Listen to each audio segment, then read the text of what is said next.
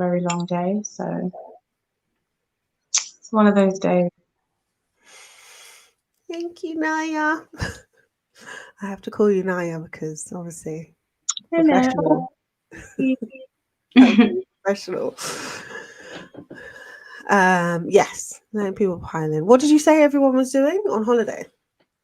Everyone's on holiday. Absolutely everybody is away. Is it already summer holidays? It's summer. No, I don't think for the school kids. I don't know out there. But sure. I know a lot of people are on holiday, so. Oh, because when I was at school, we didn't break up till, it's nearly July. No, wait, hold on.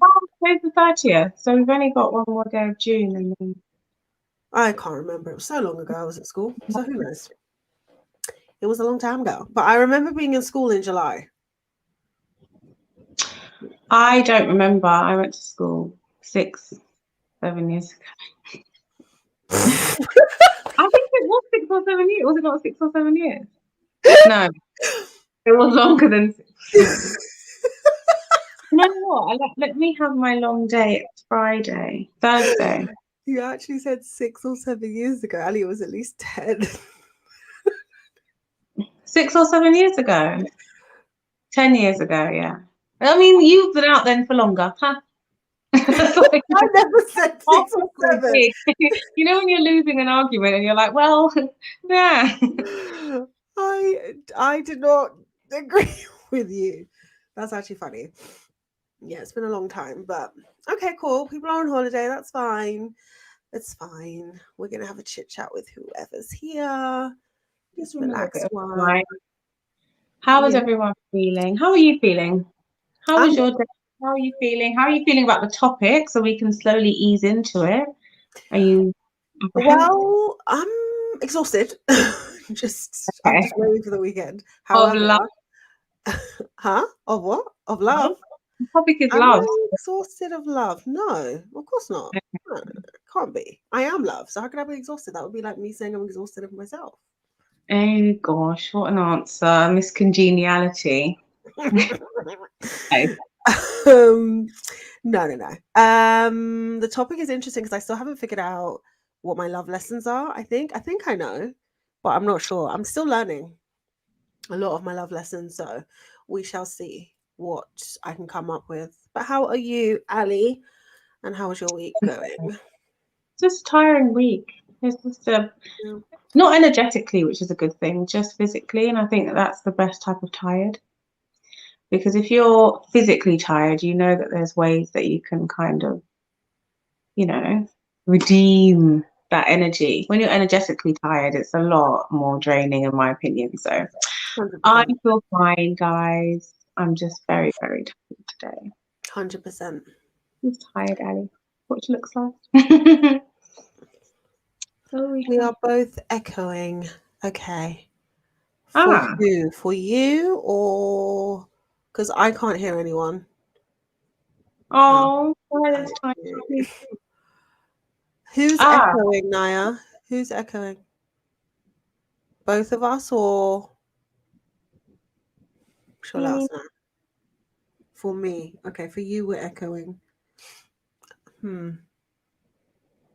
Because I hope you're not watching it on 2 devices, Naya.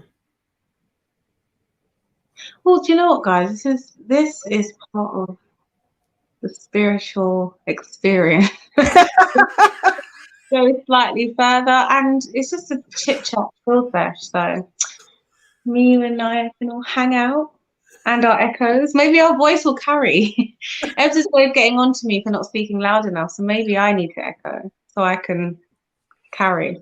Can you at least hear us properly? I keep calling you Naya. Mum, can you hear us properly? Because it's only us in here, so I can call you Mum. Both of you. We're both echoing, which is like, even if we're echoing, can you hear us clearly? Is the question. Because I'm not really sure what to do about that because I'm not with you, so I don't know why we would be echoing. Yes, you can hear us clearly. Perfect. Should we get started? Our favorite.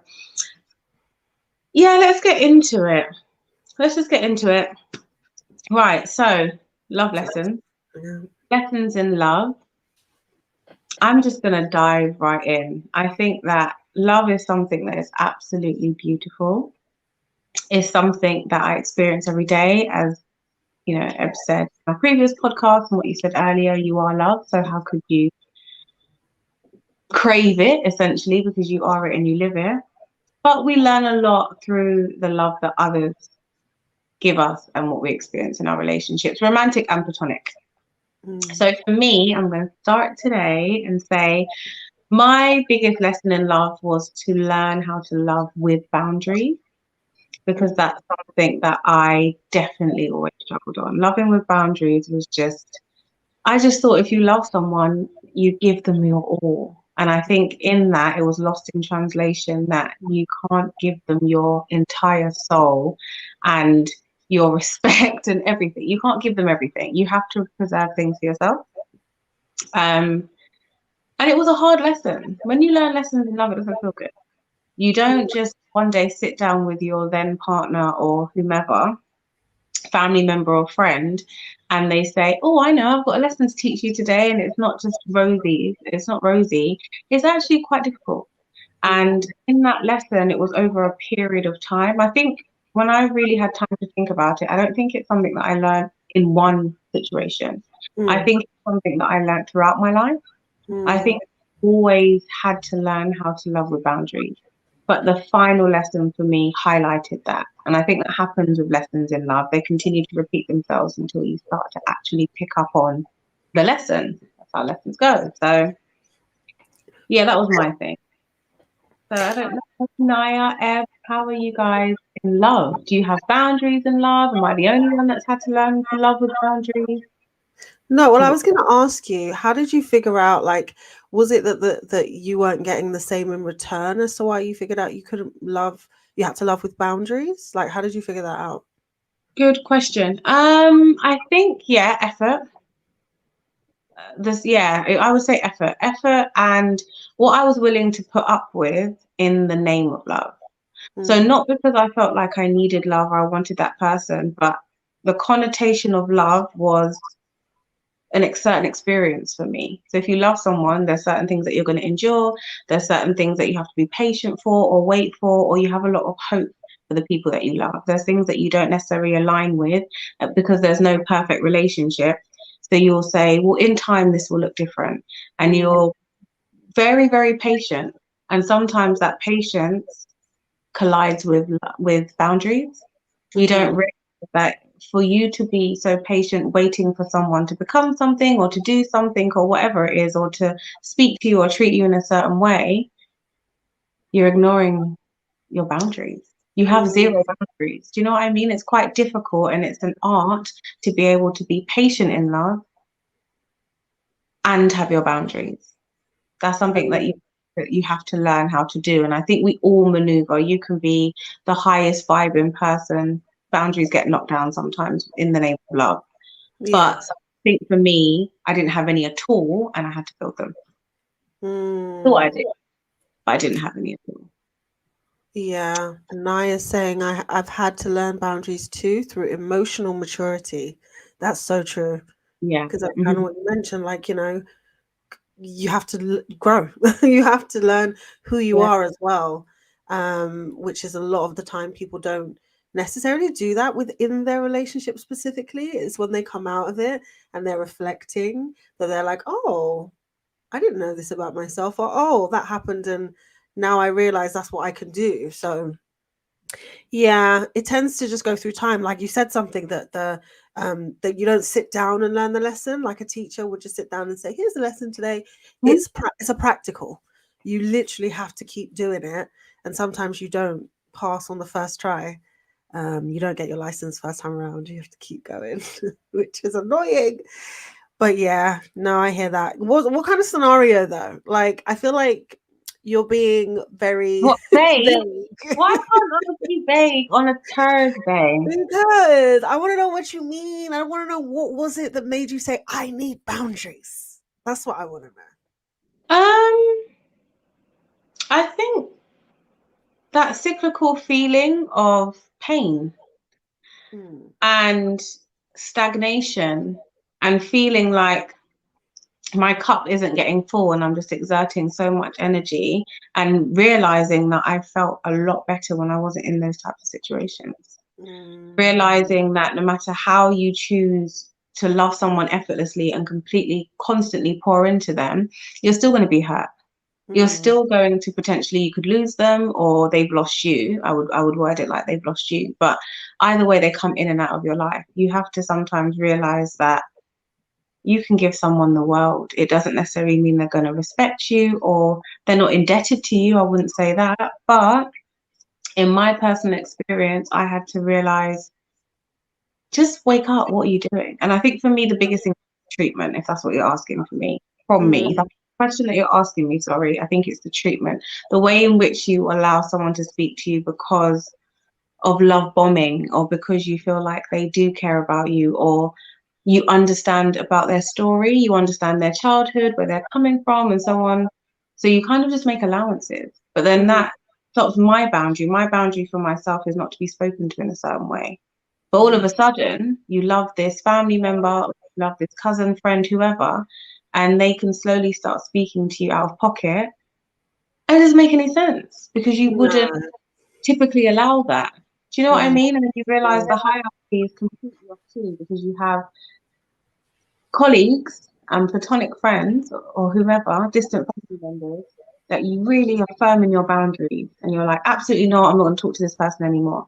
You have a husband or a bestie or a sibling and they can just talk all over you. And you're just like, what's going on here? It doesn't, you should be comfortable to talk to everyone about your boundaries, and the people that should honor you the most are the people that are actually closest to you, not the other way around. And I think I was asking for respect from people that didn't necessarily even owe it to me. Yeah. They didn't even know me. Yeah. And that's the problem with relationships, because, you know, if you guys have listened to the podcast before, I differentiate between love and relationships, because I just feel like sometimes we love someone so much and we assume that we need to be in a relationship with them, when actually you can just kind of love them from afar, to be honest with you. And I think most of the time, maybe that's one of my lessons, that I've, you know, loved so hard to the point where I just thought that I must be with this person. Like, if I love them this much, I must need to be with them. But actually, the two don't need to be mutually exclusive. You don't need to be in a relationship with somebody that you love unconditionally. You can just love them from afar, and that's also okay. I don't think there's any less of, the love is not less if you love them from afar, essentially, or if you don't have them as a relationship.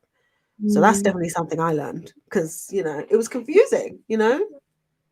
Yeah. We're not taught to. There's absolutely nobody, sorry, excuse me, we're not necessarily raised to love with boundaries. Because if you think about, I mean, everyone has different upbringings, but you can really not take to an uncle or a cousin or an auntie, I would say, an elder. And when you're a child, it's like, well, no, that's your auntie, go and be respectful.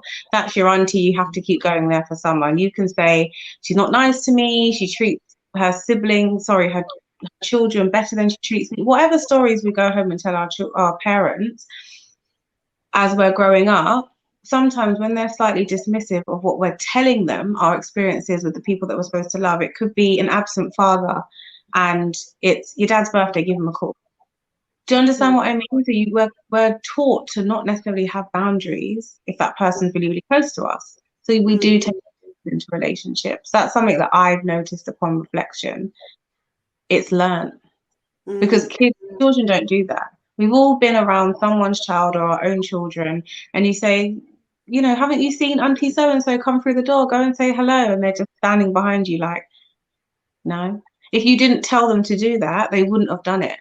We see it as disrespectful, but we've seen what children do when they enjoy that person's energy. They'll go straight to them. They don't have to ask. Yeah. Do you know what I mean? So yeah, we're taught that. We're just taught to just love and be givers and nurture. Well, and I know it sounds bad when you say it like that, but I think it's a great thing. But yeah, some people will take advantage of that, which is unfortunate. That's really sucky. No, that was a good one. I think that's all of us. Naya said was going to say that how we are taught to love. Yeah, 100%. A lot of us are taught that way, especially with, like you said, close family members, parents. An absent parent, you should just automatically just forgive and forget and just move on. And it's like, well, that person hurt me. It doesn't matter whether they're a parent or not. They have affected me in some sort of way. And I should be allowed to say, actually, no, I don't want to continue the relationship with them.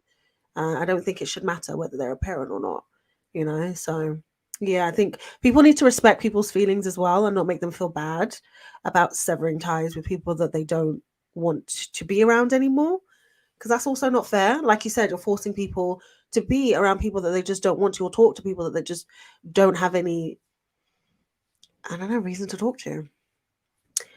But yeah, I mean, I think as you was talking, one of my love lessons actually came up in my head, and it's about, like, I guess, learning that compatibility and attraction are two, they both have to be in there, essentially, is what I'm trying to say. You have to have compatibility and attraction, but if one of them is missing, it can be quite hard to build a relationship.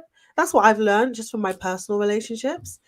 Because you can be just really attracted to someone and not even necessarily physically, but just energetically, emotionally, spiritually, really attracted to this person.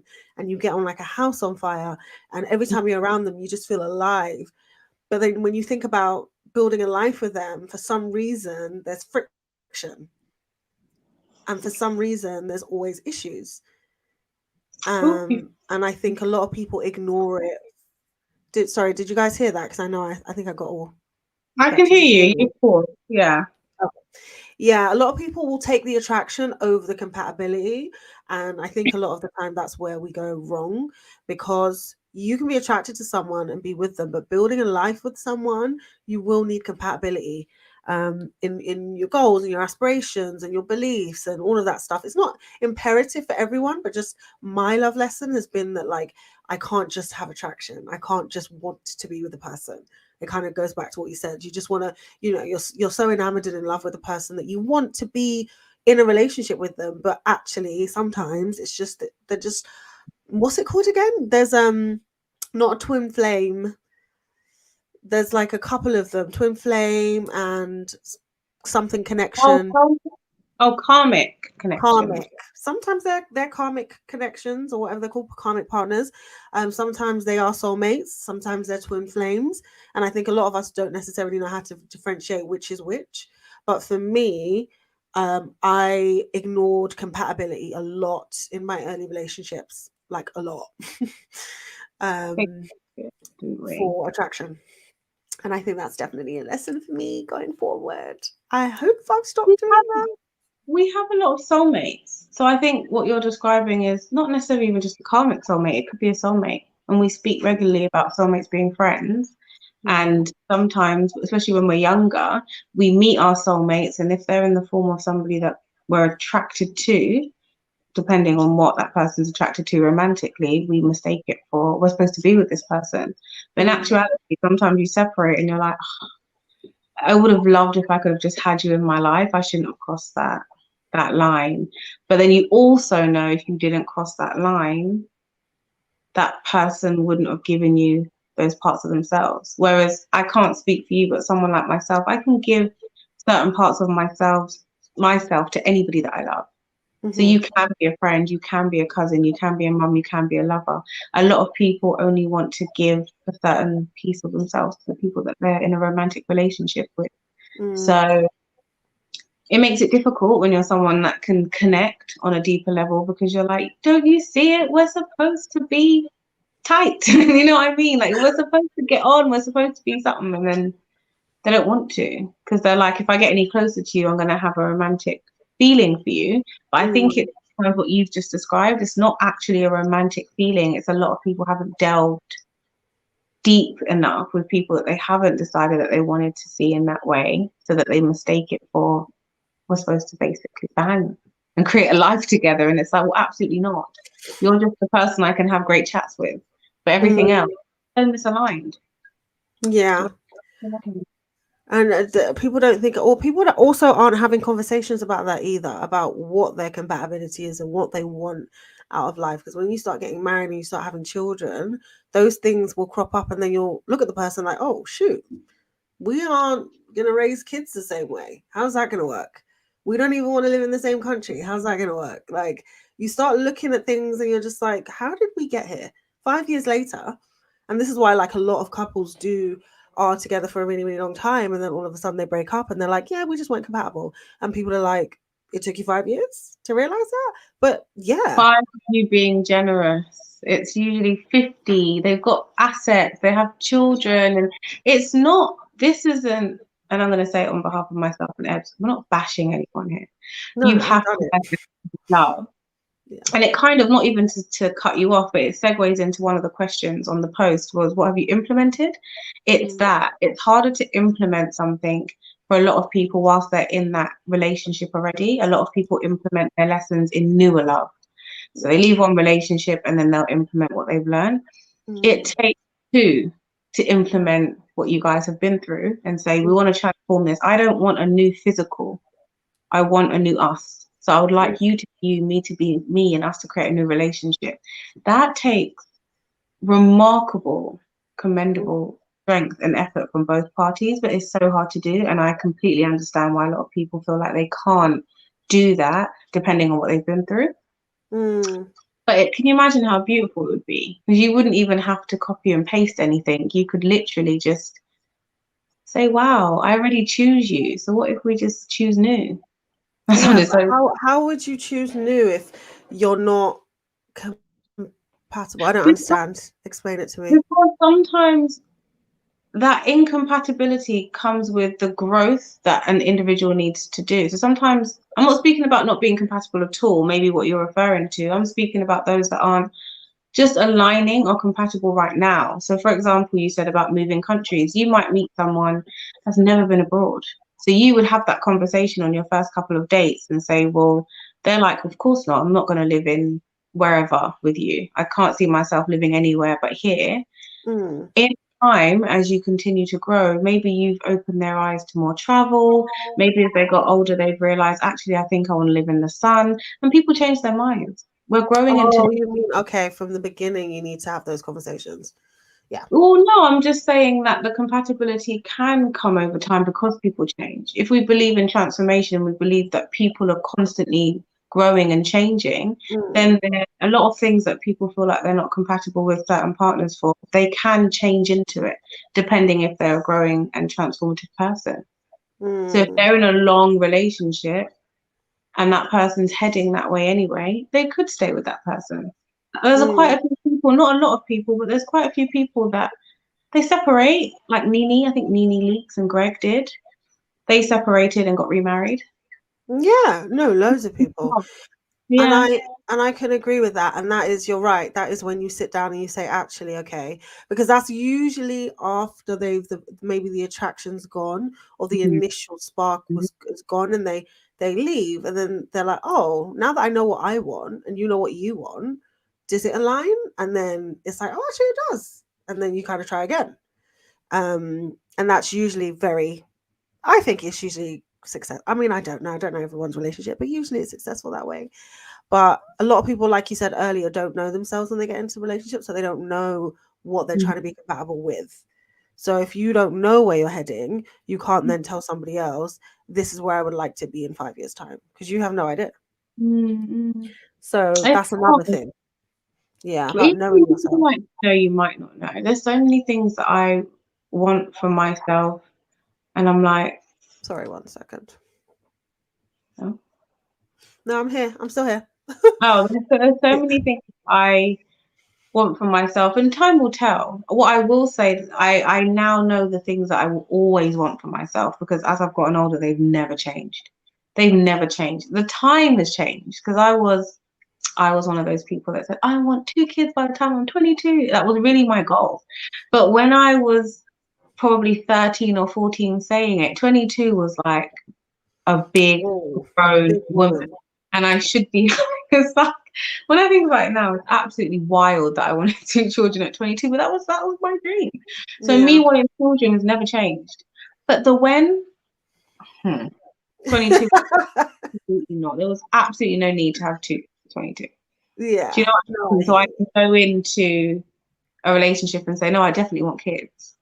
I Hmm. couldn't go in there. I know people that aren't sure, and it's Yeah. not for people to say that they don't know what they want, but just in listening to them and knowing them for a long time, I find that some people, not everyone, some people that say they don't want kids at all, it's usually because of their experience of love and I was relationship. gonna say that. I was gonna say that. Yeah, I can speak candidly that there yeah. was definitely a point in time where I said I didn't want kids.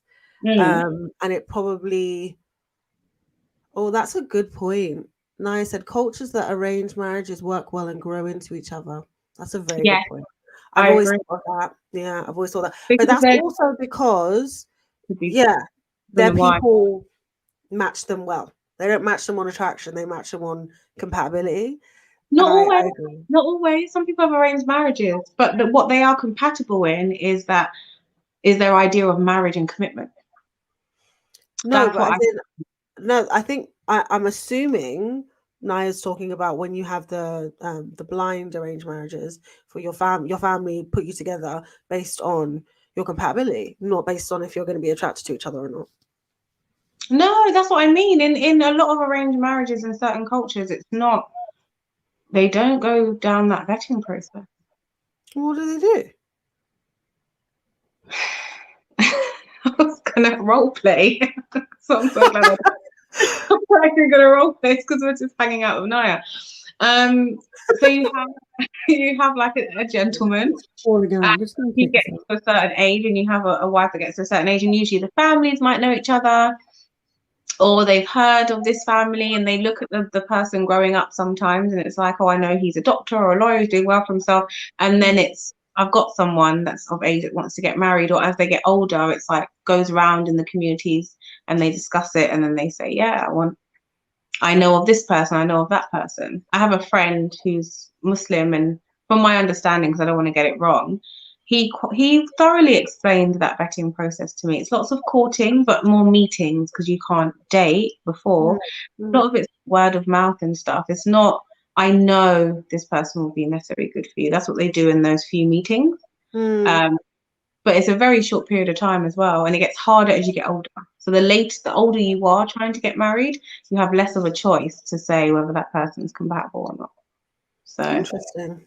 but that's me going mixing religion and culture. So I don't Yeah, of necessarily know. course. There's so many different cultures, so I'm not Yeah. sure.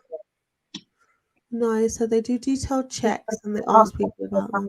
Yeah, because a lot of the communities know each other as well, don't they? Mm, mm, mm. They But do. their personal gain, I heard. I had an Uber driver once that was telling me that sometimes it can be on personal gain. So it might be like, oh, I've got this really, really, really good son, but it's for something else. So if they know that you've got a certain surname or Oh, 100%. That's what marriages was supposed to be for in the beginning. well, yeah, but we're speaking about compatibility and whether the person wants to be in there. Because maybe families, maybe you're not wrong if you speak about community. I mean, families being compatible with each other, but the Yeah. individual, The they individual, don't. probably not so much. Yeah. Mhm. But yeah, marriage in general was Yeah. that was the aim. But I was going to say what I've implemented in terms of the compatibility versus attraction situation Mm. is, yeah, I do extensive vetting. My mom can attest that I now really and Ali. Okay, don't be sipping and looking like that. I I now was take so my tired. I don't know what time. to do now. I'm just living. You go. I now But take do my you want to shed time. some light on the vetting process for people that might want to learn how to vet? What do I do? Yeah, like just shed some light. It can be a mixture of. I think that's quite a good thing to share. Yeah, no, that's a good thing actually. I don't necessarily ask any questions per se. Well, I do ask questions. In the beginning, obviously, you ask the generic questions. Where do you see yourself? Do you want kids? And I know that's not generic to some people because I remember someone asked me, they were like, oh, so like you and your partner, have you talked about kids yet? And this was like a year or two in. Oh, And I'm like, that of was the course. first conversation. What do you mean? Like, why am I? And they were like, what? You spoke about kids on your first conversation? And I was like, yes. Why am I wasting time? Do you want kids or not? Like, and I think a lot of people don't ask those questions very early on. and then they kind of psych themselves out and necessarily don't ask them. Anyway, I ask the necessary questions for me. So where do you see yourself in a couple of years' time? Do you like to travel? Because that's very important to me. Do you want kids? How many kids do you have? Do you want do you have kids? So, bear with me, guys. 1 second. I can see me going. I can still hear you. Give me 1 sec. No problem. Yeah, so do you want kids? Do you have kids? And whether or not what's your relationship like with your parents? Because although it's not necessarily a deal breaker or anything, I think it's actually a really important question. And depending on the answer, it's kind of gives you like an overall perspective of the person's upbringings, any potential traumas that they might have that may creep their way into the relationship, and so on and so forth. But after the initial questions, I don't actually ask too many questions. I see the person's actions and if they match their words. So a lot of the time when I'm having conversations with men, because I date men, if they are saying, yeah, I'm like such a like empathetic person and I'm all about family and community and da da da da da, but then their actions aren't matching that, then I'm gonna be like, you like to chat shit. Essentially. Because I'm not gonna say it, but I'm listening. I listen with intent. And with like a very keen ear. And I think a lot of people don't listen. They're just like, oh yeah, whatever. Like, yeah, he's just speaking. And it's like, no. I'm really listening to you. My partner actually said that. He was like, you really listen to me, and I don't know if I like that. because Well, I I can don't know like, why they don't. Men love a woman that listens to them until they say something that they don't want to be heard. or they don't want it to be like brought up later on. And not that I like throw anything in anyone's face, but I say they say something and then they're like trying to figure out why they feel a certain way about something. I'll be like, oh, well, remember that time, like maybe a couple months ago, you told me this and this and this. And they'll be like, you were listening to that?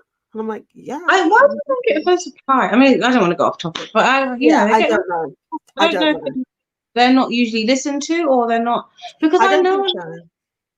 I think it might be also the communication breakdown between men and women. Just side note, because I have had conversations with some of my female friends where they've said they know a lot about their partner, but when they converse with their partner, a lot of the conversation is very generic. So if that guy says, I'm not feeling very happy today, it's just, oh, okay, feel better, and then change the conversation. They don't say, why, what's up?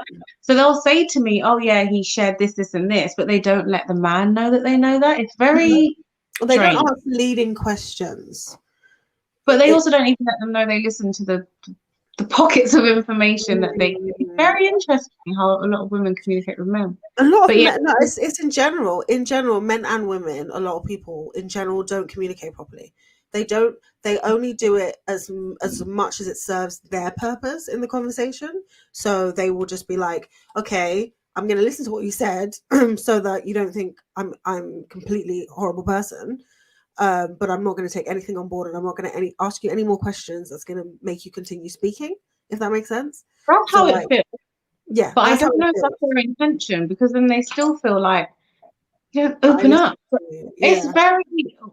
We have to ask. We'll do a little but tally. I know that it's maybe not a conscious intention, but I've kind of watched people communicate, and it's like, because like if you watch stuff like Love Island, you're thinking, if someone might say, like you said, someone might say, oh, I was having a bad day today. My immediate thought would be like, oh no, what happened? A lot of people don't do that.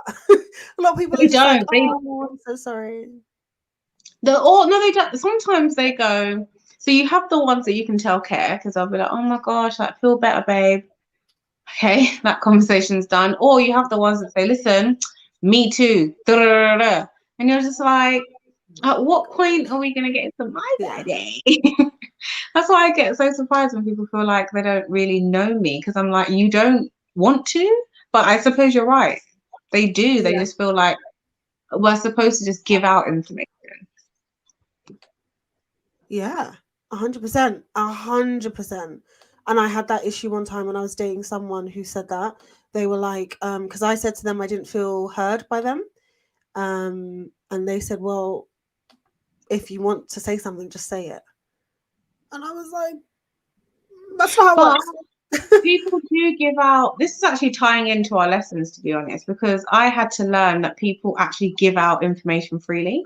Like Yeah. in the Yeah. vetting, in their courting process, they just be handing people information. And I am the complete opposite. If you don't ask me, we're not talking about it. If you don't make me feel like you're interested by actually responding to what it is that I'm saying, you're not going to get that out of me. So 100%. where they might think that, people and individuals like us are quite closed, that's not the case. It's just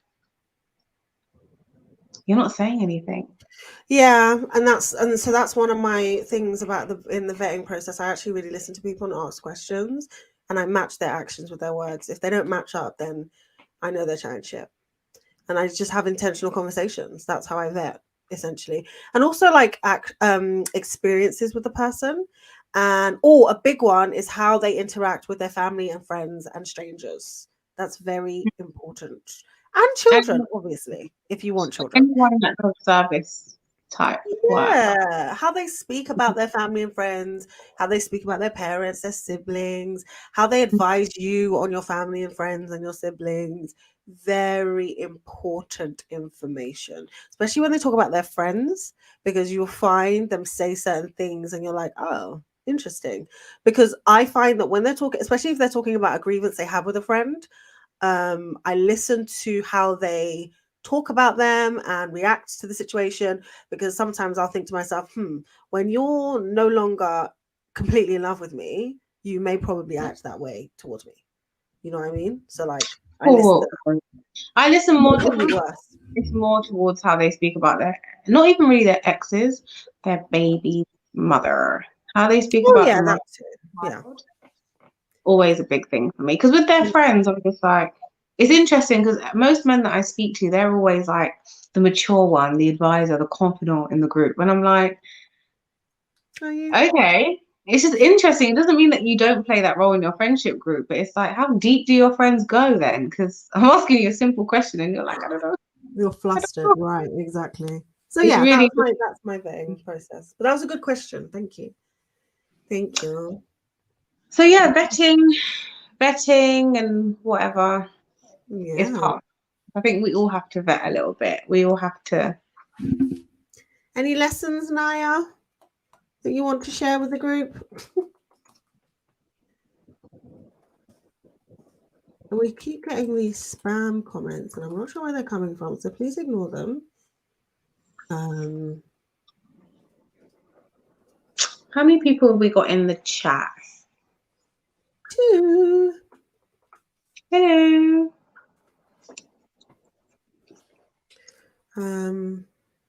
You know what? I did have another one quickly. It's mainly based around like love languages, but it's really important that your person, or it's really important that I don't assume that just because I want something from someone, aka a certain love language, that they can just give it to me. If it's not innate to them, it's probably going to be very difficult. And it's because recently I had a conversation with a close friend of mine who just broken up with his girlfriend.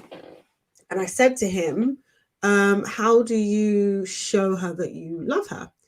And he was like, well, what do you mean? And I said, well, how do you show her, like, what's your love language? Like, how does that show up? And he was like, he couldn't really tell me. So then I said, okay, what does she complain that you don't do? And she was complaining that he doesn't think about her just at random times and just message her. And he's not thoughtful. So he doesn't like, I don't know, buy her things or take her out, right? And I immediately, because I know him, I immediately said, well, that's not your love language. You're all about physical touch and quality time. And he was like, oh. And I said, yeah. So I said, do you think you could do those things that she wants you to do? Because all the years I've known you, not going to lie, haven't really seen you do that naturally. So do you feel like that could be something you could do? And he said, honestly, I would have to really think about it. I would have to really actually like prompt myself to do those things. And that's bordering on changing yourself for someone. Now, I'm not saying it can't be done, but I'm saying it's important to know people's love languages because it really shows, I guess, the capacity in which they can tweak those things. And obviously, it's just best to try and get somebody who gives you your love language. So for me, it's quality time. I can't compromise on that. That's just number one. So if somebody's not a quality time person, then it's not going to work. And for some people, it's physical touch. For some people, it's words of affirmation. And so it's just, yeah, I learned that it's really important to know what the person's love language is and how they give love, and whether it's, I guess, mutable. I mean, yeah, it's quite, you kind of have to work on love languages though, because you can be compatible in so many ways, and then the love language is requiring the effort. How, in my opinion, if you're so compatible in other areas and it's the love languages that you have to work on it. Because you can be compatible in the love language and then be incompatible everywhere else. I would rather work on learning to buy a gift or spending a little bit more time. The quality times, I think, is one of the hardest ones to work on. Quality time and words of affirmation, because with quality time, it's like you really have to say to yourself, I'm going to make a conscious effort, but once you do, you're okay. Words of affirmation, you either got it or you don't, in my opinion. Yeah, I don't. some people don't have the vocabulary to express how they feel as well. Naya said, one of the key lessons I've learned is to trust your gut. Red flags are important signals. Oh, 100%. Sometimes we think the red flags are orange, but they're red. They're bright red. They honestly just, your gut tells you. Your body reacts to people when you walk into a room with them all the time, every single day. That is usually your gut telling you whether you align with that person or not. But it's so easy to ignore because, you know, people are attractive and they're charismatic. No, this is the truth. It's true. It's true. Getting deep. People are attractive. They're charismatic. It's nice to have company, good conversations. Who doesn't want to wake up to a morning beautiful? Who doesn't want to experience things with a man or a woman or whomever it is that you're attracted to? Like, everybody wants that. And it's when that wears off that you're like, okay, you know, the first day I met you, you seemed a bit off key, but I loved the experience we had for the last 10 days. It happens. Oh, yeah. And the thing is, with love lessons, you can't make yourself feel bad about them because we're all learning and it's literally a process. And every relationship you're in, whether it be with a partner, a family member, you just have to just learn and just grow and take what you've learned and pass it on to the next one. And I think we said this earlier, not in the live, that sometimes you'll learn a lesson from one relationship and think, okay, cool, I've learned this amazing thing. Let me take it into the next one. And it doesn't even apply. Do you know what I mean? Like, and so you have to learn a completely new lesson in this new relationship. So it's just all about the process. And I think it's definitely individual to whoever you are in the relationship with. So there's certain things I can do with, let's say, my brother that I wouldn't necessarily do with my best friend. And that's a love lesson in itself, because I could just say one blanket statement, I'm going to treat everybody that I love the same, but that wouldn't work. So it's also about learning that as well. We are taught from an early age to ignore our gut feelings. Yeah, we mentioned that earlier, didn't we? About people just kind of being like, oh no, you're just being, a lot of people will be like, oh, you're just being paranoid. There's nothing wrong. Give it a chance. Person's really nice, or, you know. We're taught to not, sorry to cut you, we're taught to not trust ourselves in general. So when you don't trust yourself in general, you're taught to lean on. So when you're young, if it's a sibling, like, you know, all you got is your siblings, you grow up with them, or your cousins or your parents, then it bleeds into friendships, which is why a lot of people in relationships, and we all do it, you seek advice before you have that conversation. Now, there's nothing wrong with it, but if you don't trust yourself, that is a lot of information that you have on top of how you actually feel, and it just piles on like laundry on a spread bed. Do you know what I mean? And you don't actually get to, I think I said laundry. I don't know when I went across the pond, but it just piles on. You don't actually realize how you feel, and not everyone is good at sieving out everyone else's ideas of their situation and saying, actually, this is my feeling and I'll bring that to my partner.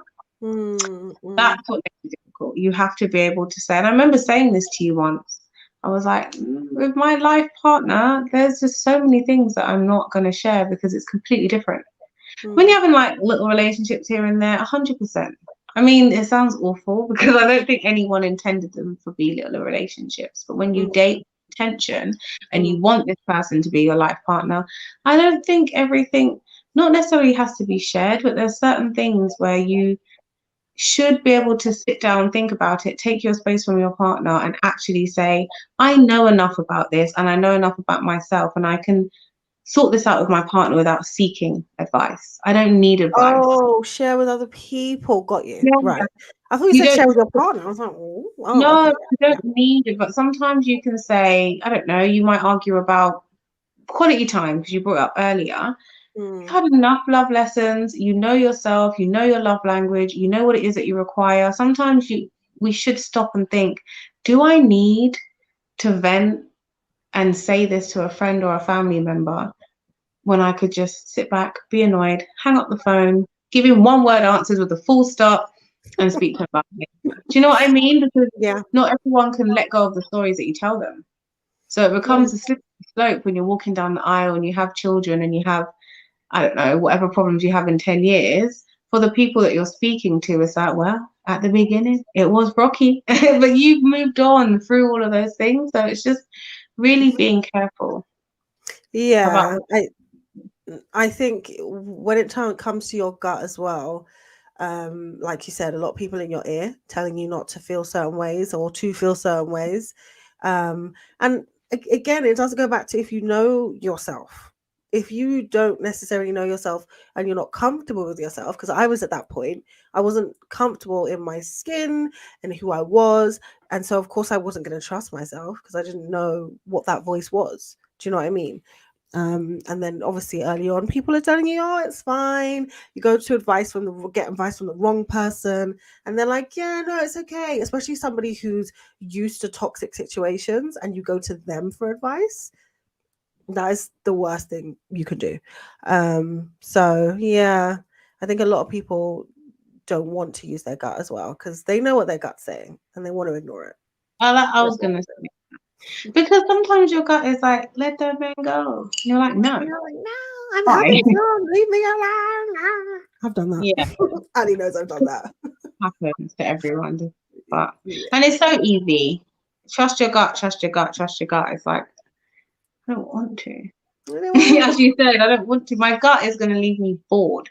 You know what I I mean? don't regret exactly. I don't regret the exciting moments that I ignored my gut for. I actually don't because they still taught me quite a lot of things as well, and it was fun. Like whatever, it is what it is. It depends what you're ignoring your regret for. Ignoring your regret to have like a, as you said, exciting moments. But sometimes people aren't listening to their gut in very serious situations. I'm Oh not yeah. saying anything wildly serious. I'm just saying it's been 10 years. He still hasn't taken the rubbish out. And he's still, do you know what I mean? Like your gut is telling you this man's never taken the rubbish out and he might have a few more of you on the side. At what point do you say this is fun? If it's not fun anymore, you It's not leave. fun. It's not. When was it fun? When was that? You know what? I don't Well, judge. it starts off with fun. What you're speaking about is having a boundary to say this is fun, but it's not for me, and then you dip. Yeah. But there's a lot of people that doesn't happen. Do you understand what I Yeah. mean? Like they don't even remember that it used to be fun. They're not remembering the story the way you are because that was like 20 years ago. Mm. Love lessons. Do-do-do. Well, oh, we've got a little. Oh no, I can preach. I'm gonna pretend that was for me. It Thanks. was for you. It was for you. No, but I can't when I can see when it pops up. But Mm. there's so many lessons in love. Before we even head out, I will say I want to add something platonic in there. Mm-hmm. Um, I think all of this applies to being platonic, but more with family members and kinships. I've learned in love with family that it's absolutely okay to have the same boundary despite what every family member's gonna say, because there's always an auntie and usually a great aunt that has a problem with whatever. But it's absolutely okay to have that boundary respectfully, be in their spaces when you need to and say, this person is not for me and I don't necessarily take to this individual. That's absolutely okay. Because we're blood Mm-hmm. related, we're not soulmates, we're not friends, we might not have picked each other. You don't have to constantly want to make it work because it's family. And I had to learn that as a love lesson, I think, when it comes Mm, that I didn't have to just say, well, we're related, so I have to get treated this way. You don't. You mm-mm. don't. People No. make you feel bad for it, but it's okay. And you're And allowed when to, sorry, darling, you're allowed to kind of go in and see, because in my life, I've met new family members along the way, and you're allowed to test the waters, try and build a relationship. And as we said before, if it's not aligning, say, okay, well, absolutely not. Do you know so, what I mean? I mm, think I didn't know that before. I mm. genuinely feel we're related. It is what it is. That's just how you are. It's not. Yeah, a lot of relationships on family obligation can be quite dangerous, if I'm honest, Yeah. because it can cost you your safety, your Mm. sanity, and I just don't agree with it in any way, shape, or form. I don't care who you are. If you don't if you don't make me feel safe, and if I know you're capable of doing things that could hurt me or my family or my children or whoever, or you've done things in the past that are detrimental to my safety and my children's safety, I don't you could literally have birthed me out of your tit. It doesn't matter. Well, not I think, it. well, I don't know. I think it's Not okay. wrong.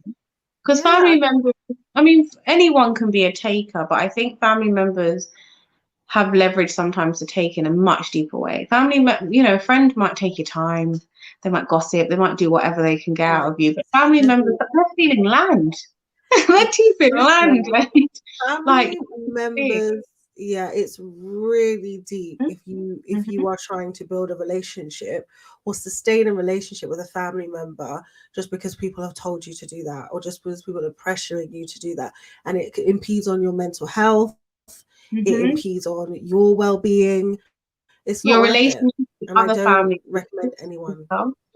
Sometimes people do that in a because relationship with other family members. they're trying to preserve relationships with other family members.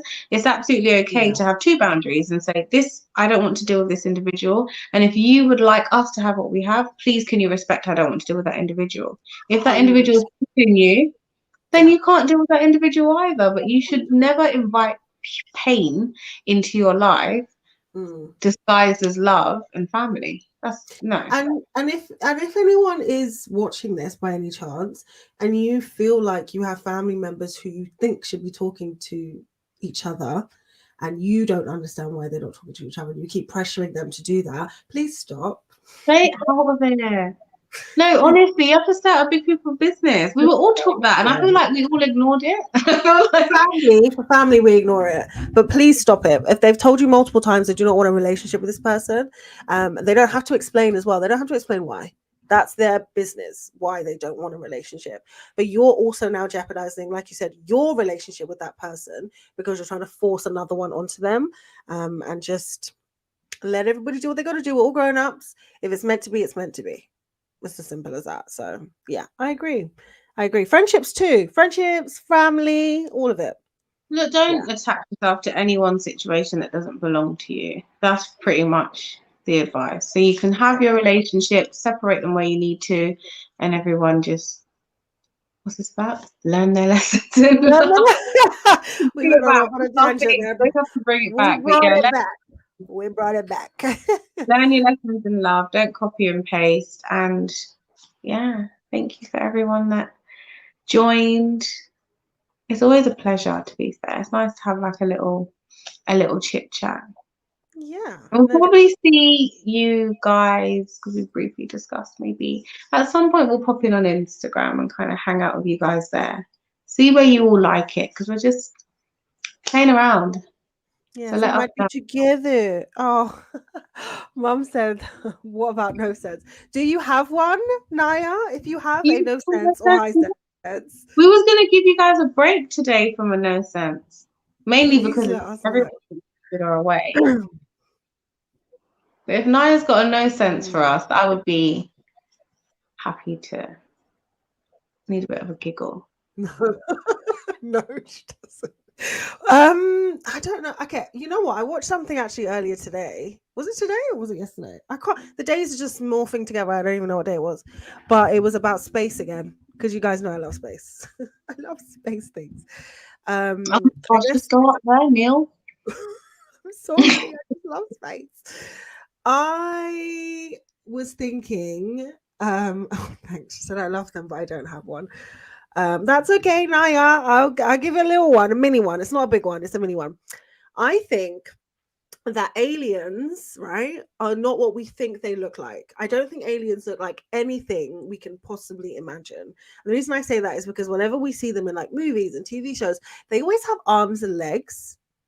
And I always think to myself, like, why would we just assume that if we as humans with arms, legs, eyes, mouths, noses can't live on these other planets because of how they're formed, you know, they don't have, whether they don't have like the oxygen or the water or whatever, why there would be another species that kind of looks like us that could also adapt to that? So I feel like they either look, I don't know, like they're like a spirit, you know? Do you know what? Out of all your no senses, this one makes sense. I actually understand what it is. I think you've actually hit the nail on the head. Maybe we need Naya more often to just because that makes a lot of sense. Because like why? It doesn't make any sense that they're going to have arms and legs and breathe and talk. Like, why are you talking? You don't have to talk. You can fly. Why would you talk if you can? Yeah, They have, and they don't need to have a language because maybe it's all like telepathic. Do you know what I mean? Because what's the point when they have the little antennae things? Why would it not be telepathic? Because obviously they're communicating through their little antenna. Like, I completely get it. I think that makes a lot of sense. I think that was a good. It was a good one. Thank you, Naya. She said, totally agree. Oh, hi, Rosie. Said, "Oh Lord, the space argument again." I'm sorry. I love space. I love. Yeah, I think the best. And I'm yeah, it's Hollywood. Supportive friend. That one was, I actually quite enjoyed that one, to be fair. Okay. I have to give her flowers today because normally I'm like, absolutely not. You crazy. Rosie said, no, it doesn't. Yes, it does. It makes sense to me. No, it's fine. Honestly, I just like talking about silly stuff, mostly about space. But yeah. I think we'll move on to a different part of the world next time. Oh. Well, somebody else has to take it. So next time, bring your own no sense or high sense because I can't be carrying, okay? If you don't want to hear about space. Rosie's like, I don't want you to carry. I'm good. I don't need you to carry anything. I need you to leave it alone. It's over. Rosie, if you have a high sense or no sense and it's not about space, let us know, okay? Oh, thank you guys so much for joining us. I love hanging out with you. Thank you guys so much. We'll be back in a couple weeks. We will. Bye. Toodles.